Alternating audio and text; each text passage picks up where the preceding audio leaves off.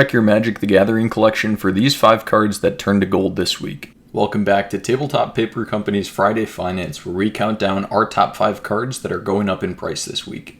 Coming in at number 5 is Flurry of Wings, which doubled in price this past week. The most surprising part is that we saw this card just a few weeks ago when people realized how well it paired with Choco, Seeker of Paradise.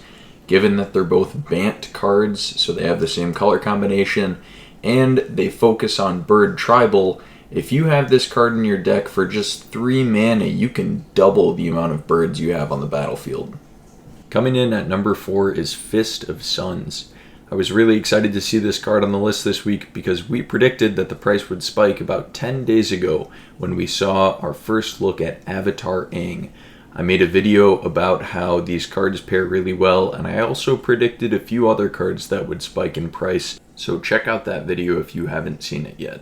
Essentially, the combo works where Aang allows you to pay 1 of each mana color less for the casting cost of spells, and Fist of Suns turns the cost into 1 of each mana color, so you basically get spells for free.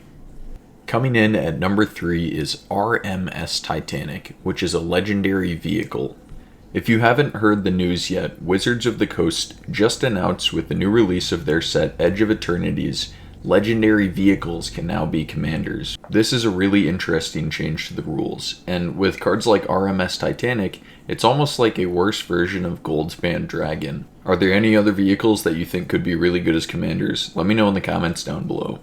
Coming in at number 2 is Lulu Stern Guardian, which has the ability, whenever an opponent attacks you, you choose a target creature attacking you, put a stun counter on that creature. This is a terrific ability because it slows down your opponents and punishes them for more than 1 turn for trying to attack you. What makes her really good is her ability to pay 4 mana and proliferate. Proliferate has always been a really good ability because you can boost your own cards and punish your opponents at the same time. When you put both of her abilities together, you can stun your opponent's creatures for the entire game. And especially in a game of Commander where someone is dependent on commander damage, they're basically done. With the supply of Final Fantasy still not meeting the demand, cards like these are kind of coming out of the woodworks and jumping up in price when people realize that they're good. And that's what happened with this week's number 1 card as well. And if you've made it this far, please consider liking, commenting, subscribing, and staying tuned for more finance videos. Also check out MTG Stocks to track the price of your cards. This week's number 1 card went up a whopping 400%. It's Go-Go Mysterious Mime from the Final Fantasy set.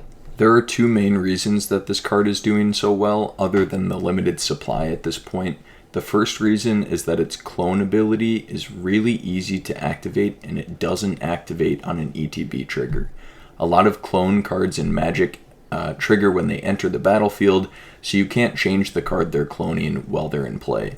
The second reason that Go-Go is such a good clone is because it keeps its name when it clones another creature. This is important because of the legendary rule in Magic, where you can't have 2 identical legendary creatures under your control at the same time.